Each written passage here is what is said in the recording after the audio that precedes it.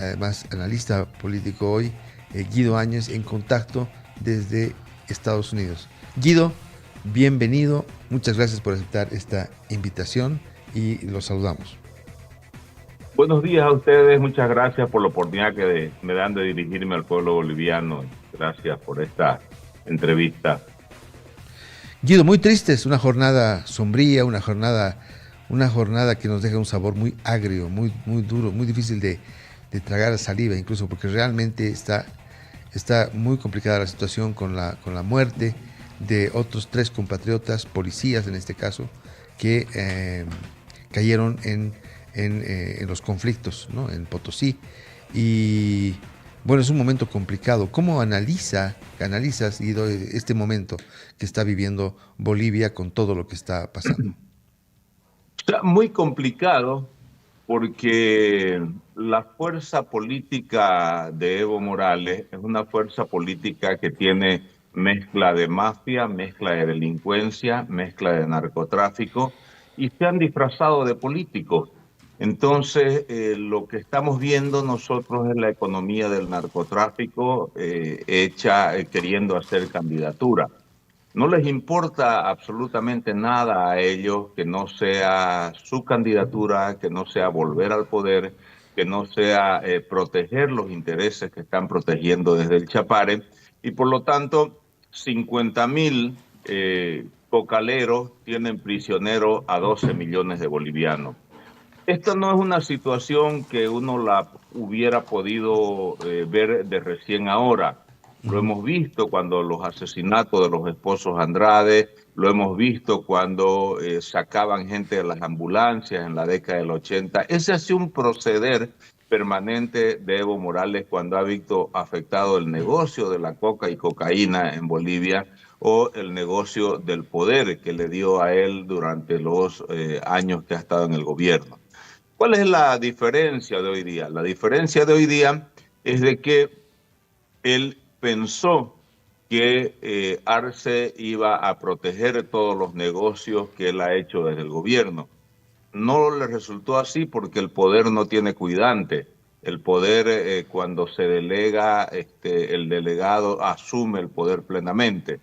Pasó con Lenín Moreno en Ecuador, pero digamos con un desemboque democrático, pero sin embargo Arce no le queda otra alternativa que llegar a las elecciones porque ya no tiene capacidad de hacer absolutamente nada en Bolivia. Yo creo que él está contando el tiempo de retro para poder llegar a las elecciones y definir y decidir, digamos, es decir, si entrega o no entrega el poder a la fuerza que resulte ganadora. Entonces, lamentable esta situación. Sucedió, digamos, con Evo Morales el 2003, sucedió el mismo esquema el 2019, está sucediendo el 2025, y mientras el Estado no tome el control y aplique la ley sobre el Chapare y sobre los actores principales de este tipo de conflicto, vamos a seguir nosotros en esta situación. Ellos ya probaron el poder. Están hoy día en la segunda generación de cocaleros. Esa segunda generación de cocaleros necesita ampliar su negocio. Al ampliar su negocio no les importa las zonas ecológicas, no les importa los parques naturales, no les importan los parques nacionales y han ampliado los sembradíos de coca y las fábricas de cocaína hacia todo el país. Porque ¿cuál es el tema? El tema es que antes los narcotraficantes no tenían las conexiones internacionales que tienen hoy día desde el Chapare los productores de coca. Hoy día en el Chapare funcionan el PCC brasilero, funcionan los carteles mexicanos, funcionan los carteles colombianos, la presencia de la FARC con sus narcoguerrillas funcionan desde el Chapare, el ELN también está funcionando desde el Chapare, y lo sabemos. Lo que pasa es que mientras no hay este tipo de conflictos, no lo sacamos a flote, no lo comunica la prensa, no lo dicen los organismos de seguridad. Los informes de inteligencia hablan perfectamente de la presencia de todo este tipo de grupos irregulares. que hoy día, ¿qué es lo que están haciendo? Están aplicando lo que han aplicado en o sea, en sus distintos países. El PCC brasilero maneja el negocio de droga desde las cárceles en Brasil. La FARC ha intentado nuevamente empezar con atentados a pesar de los tratados de paz, porque cuando vos te criás en un ambiente en el cual la plata es fácil de ganar, es muy difícil volver a una legalidad y volver a una racionalidad y a una normalidad de ganar dinero. Entonces, para ellos es más negocio seguir de sicario, seguir de extorsionadores, seguir de chantajistas. Y lo que está haciendo Evo Morales en este momento es, primero, tratar de, a través del poder político, negociar los mandamientos de apremios que tiene. En segundo lugar, esconder toda la degeneración que él ha tenido desde el poder con el abuso de niñas, con el embarazo de menores de edad, con las orgías que ha hecho en el Chapare, con toda una serie de cosas que él trata de disimular criando tambaquí, pero indudablemente es una persona que tiene y maneja férreamente todos los sindicatos del Chapare. Entonces, eso es lo que estamos viviendo. Estamos viviendo las consecuencias de lo que ha sido la conformación de un narcoestado en nuestro país y desgraciadamente la sociedad ha sido demasiado permisiva porque podía ganar dinero, podía tener algunas condiciones de vida dejadas por los gobiernos neoliberales, entre comillas, y que indudablemente estos despilfarraron el dinero por completo. Querido Guido, Gabriel Arce te habla, muy buenos días. Definitivamente el punto que tocaste hace unos segundos atrás es clave y es muy importante porque, como tú bien lo decías, él ha sabido cómo disimularlo. Ahora, estamos viendo un nivel de sistema político que definitivamente tiene un nivel demasiado con mucha desorganización, ¿no es cierto? Es una organización tan grande y me gustaría saber sobre el esquema actual que se está presentando ahora respecto a todo lo que estabas comentando hace unos segundos atrás. El nivel de peligrosidad en realidad que se presenta, claro ejemplo, lo que ya se ha venido sabiendo de lo que se hacía con los puntos que mencionaste anteriormente y lo que estamos viviendo ahora en Yayagua, Potosí. ¿Qué puedes decirnos acerca de esto? Mira, lo conozco a Evo Morales 8 años porque compartí con él en el Parlamento Nacional. Primero, la característica, la personalidad de Evo Morales es que él no es un hombre democrático, no es un hombre que acepte ideas ajenas, es una persona de victoria o derrota. Y él ha definido bien claramente es decir, lo que significa para él este conflicto. Él ha dicho, es la batalla final. Y cuando vos definís qué es tu batalla final, estás dispuesto absolutamente a A todo. todo. Y hoy día Evo Morales está dispuesto a generar muertos. Y él lo que estaba buscando eran muertos, pero de su lado para sublevar a la gente. Un poco lo que decía el Malcu en su momento, es decir, hay que buscar sangre porque la sangre levanta a los compañeros. Y desgraciadamente hay muertos, no les importan los muertos, no les enternecen los muertos, no se conduelen de la muerte, porque ha sido su forma de hacer política. Él ha sido siempre violento. Él ha sido una persona que ha ejercido la violencia desde todo punto de vista.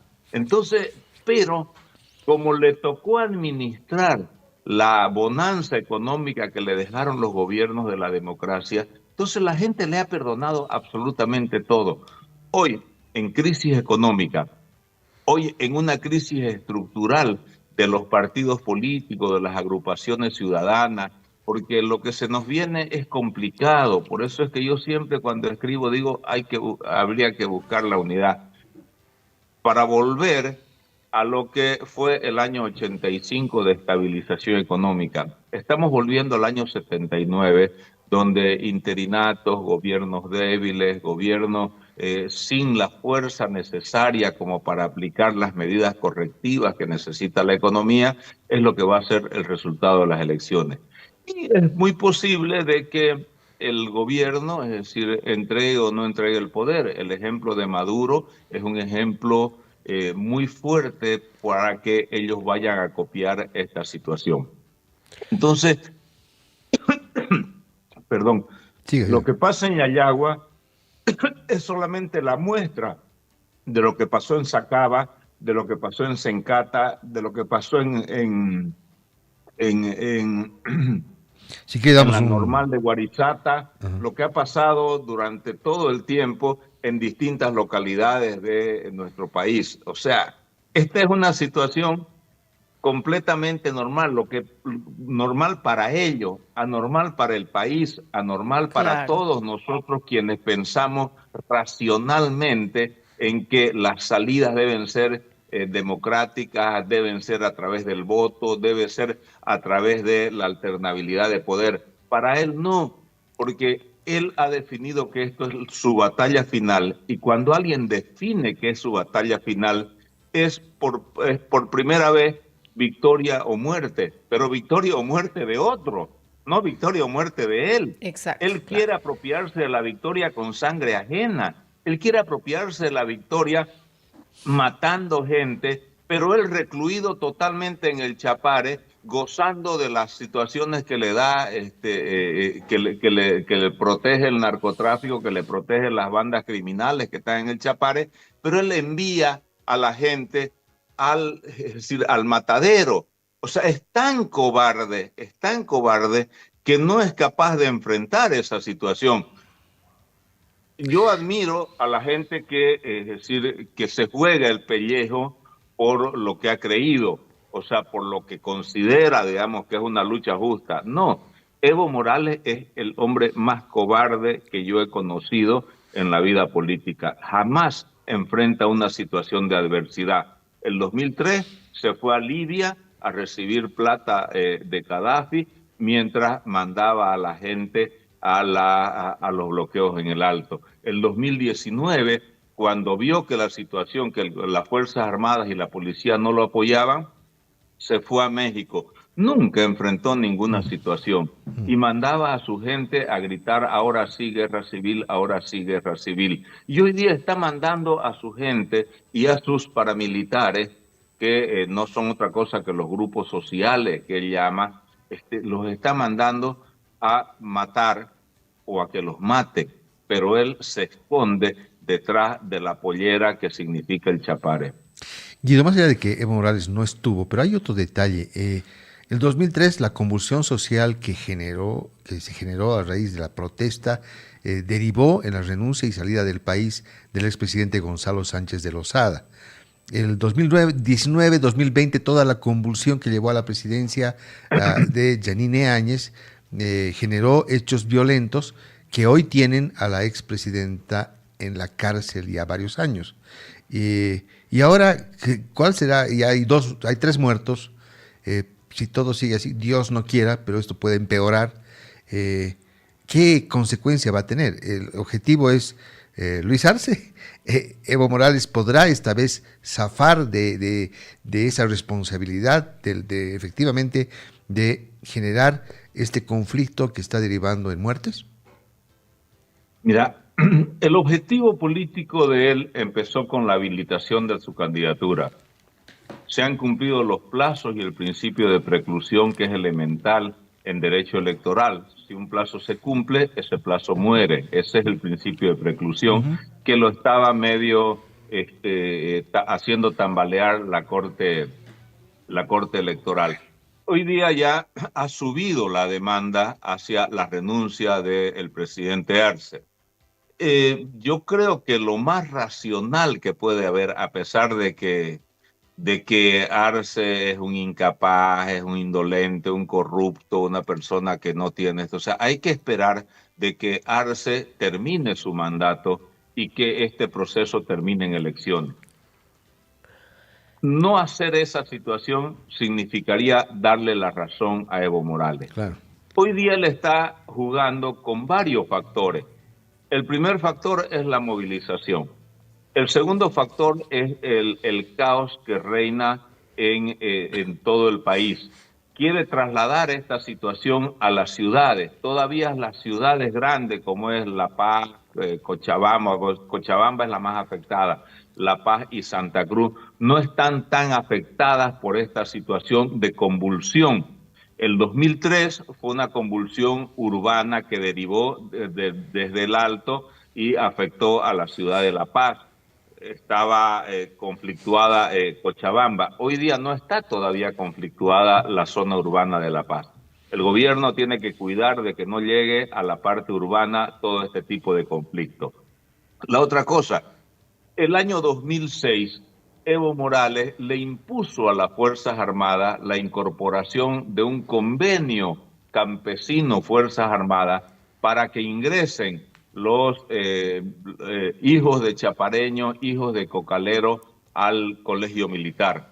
Hoy día algunos son capitanes, algunos son mayores y por lo tanto es gente que ya se ha infiltrado en las Fuerzas Armadas.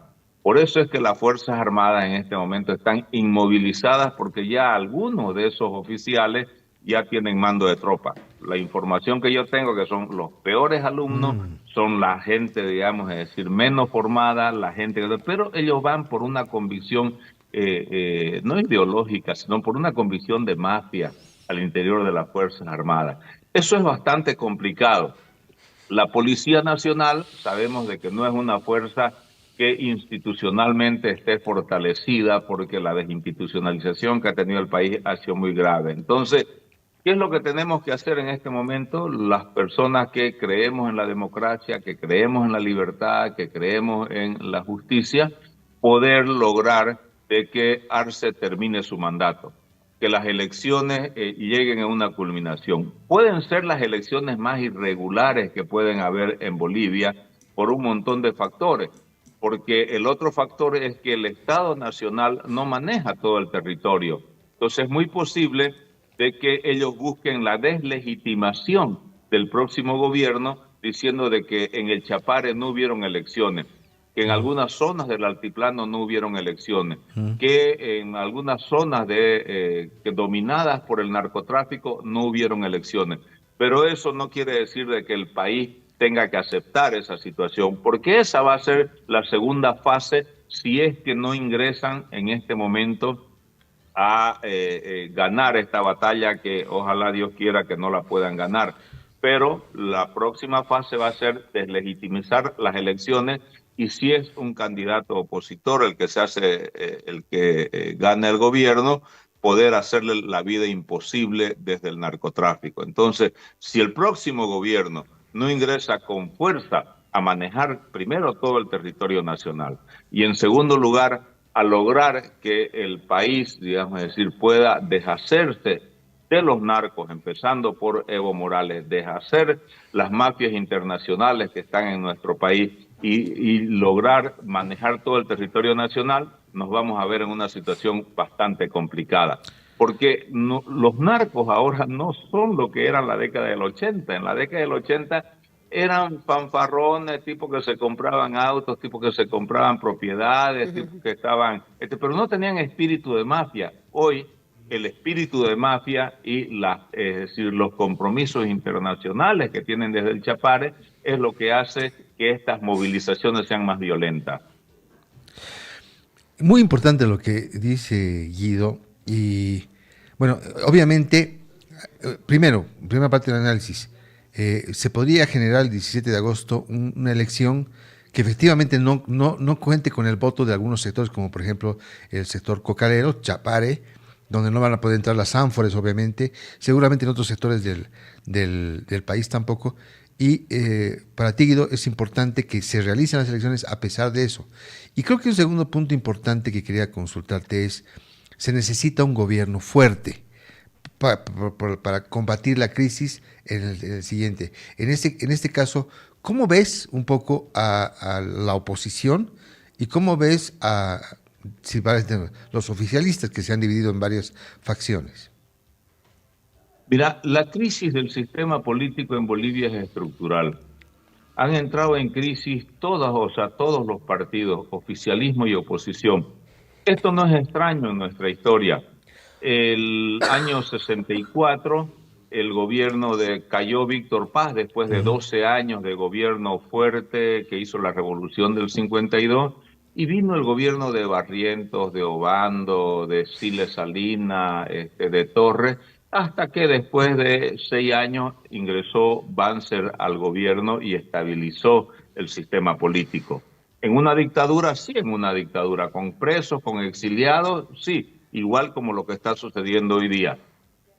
El año 78, Banzer dejó la presidencia y fue derrocado por Pereda, después vino Padilla, después hubieron otras elecciones, Así no es, se claro. pusieron de acuerdo, Ujú. vino o sea, vino Guevara, después Guevara. de Guevara vino otras elecciones, o sea, vino el golpe de Natush, Ujú. asumió Lidia Gayler, después de Lidia Gayler vino García Mesa, y el 82 al 85 se hizo un gobierno bastante débil, sin Mm. mayoría parlamentaria, y recién el año 85 se empezó a estabilizar la economía, que nos duró hasta el año 2005. 2005. Entonces, puede pasar esta situación nuevamente en Bolivia. No es extraño. ¿Por qué? Porque no han entendido desde la oposición que la unidad era fundamental, que hay un fraude sistémico que lo tiene el gobierno a través de leyes, que ha estructurado a través de leyes con las famosas circunscripciones especiales, con lugares donde no ingresa la oposición, con lugares donde el voto consigna es el voto que vale, no es el voto individual, o sea, se ha afectado el principio del voto universal.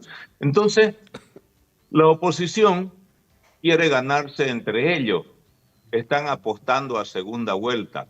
El oficialismo va a estar representado con más fuerza por Andrónico. ¿Por qué? Porque Andrónico es hijo político de Evo Morales, a pesar de que Evo por su ego, por su narcisismo, por esconder sus delitos, no lo reconoce, lo considera su hijo pródigo, pero él al final va a terminar aceptando la candidatura de Andrónico como el mal menor. Y la otra situación es que Andrónico, yo conversaba con algunas personas que están haciendo encuestas serias y me decían, en el campo, el 43% de la gente sigue votando por el MAS. Si el 30% de la votación está en el campo y el 43% vota por el MAS, estamos hablando de 12% que no todavía no ingresan las encuestas, que las encuestas no las están, es decir, no están haciendo urbana rural, y que si hacen urbana rural, los márgenes de error que tienen las encuestas son bastante grandes.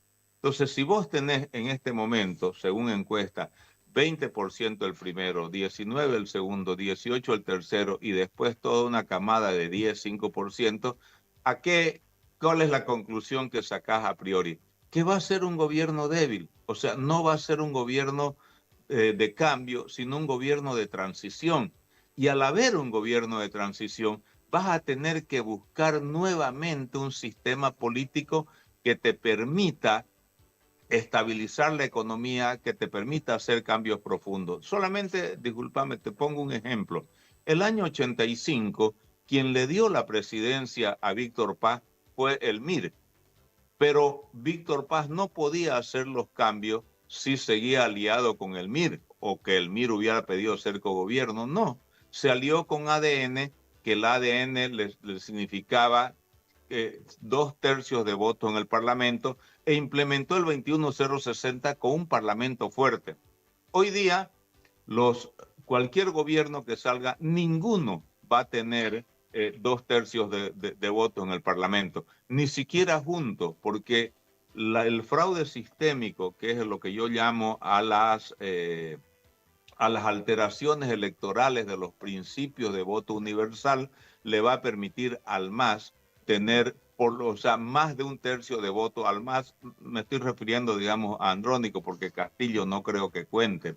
Entonces, esta es una situación en la que la gente no está mirando con luz larga. los candidatos no han tenido la capacidad de mirar con luz larga la situación que se viene después. Ellos creen que el mundo se acaba el 17 de agosto con las elecciones. No, el país tiene que seguir. La gente tiene que buscar alternativas, la gente tiene que tener un gobierno que le permita llegar a su casa con certidumbre, que le permita hacer estudiar a sus hijos, que nos permita que los bolivianos volvamos a Bolivia, pero también que los bolivianos no salgan de Bolivia, porque el hombre es un animal económico. Y hoy día la migración de bolivianos hacia el exterior es bastante fuerte. Entonces, no quiero, y Dios quiera que me equivoque, es decir, que le pase a los bolivianos lo que le pasó a los venezolanos, que tienen 7 millones de sus habitantes afuera, que le pasó a los cubanos, que tienen una población casi igual en Cuba que la que tienen es decir, fuera de Cuba, que no tienen juventud, porque los únicos que se quedan son los viejos, porque ya dicen, ¿qué me voy a mover yo de aquí? Prefiero que me entierren en mi país. Entonces, son cosas que no se han puesto a pensar de manera estratégica y, como digo inicialmente, con luz larga. Querido Guido, tenemos un minuto, por favor, te vamos a pedir que seas lo más breve posible. Evidentemente, este gobierno, el gobierno que se haga a cargo, no sabemos en realidad si va a ser un gobierno de transición. Nunca hemos sabido dónde termina el proceso de transición, en democracia o en fascismo. ¿Qué nos puedes decir brevemente, por favor? Puede ser la segunda parte que decís, Gabriela, porque indudablemente no son democráticos, están demasiado debilitados, están divididos, pero van a intentar escamotear las elecciones como las escamoteó Maduro en Venezuela. Lo van a intentar y eso el pueblo debe estar decidido, debe estar definido. El tema es que tengamos la capacidad de saber de que hay que ganarles en las urnas, defender la legalidad y al final pelear el proceso de transición en las calles. Guido, muchísimas gracias por este contacto. Te comprometemos para una siguiente ocasión. De aquí hasta agosto tenemos bastante tiempo todavía para seguir comentando y analizando este proceso. Nos has dejado preocupados con varias de las cosas que nos has dicho. Muchas gracias. Gracias, Guido. No era esa mi intención, pero no puedo... No, es que el país está así. Es la realidad. Mira todo lo que está pasando. Sí. Realmente Sí, es complicado, ¿no? Pero Bolivia siempre ha salido. Es la luz de... Mira, el 2003, 2019... Los países nunca mueren. El problema es que el nivel de pobreza sube, el nivel de incertidumbre sube, claro. El nivel de ilegitimidad sube y la ilegalidad toma carta de ciudadanía. Así es. Bueno, ojalá que todo pase. Un gusto. Gracias. Un placer. Gracias. Chao. Joel López. Estamos con Joel López ya directamente. ¿Dónde te encuentras, Joel, el profesor? Por fin se acordaron de mí, ¿no? Mil disculpas. Querido Joel. Mil disculpas, Joel. ¿Cómo andamos? Así es un día muy triste, Joel, y por las 3 muertes y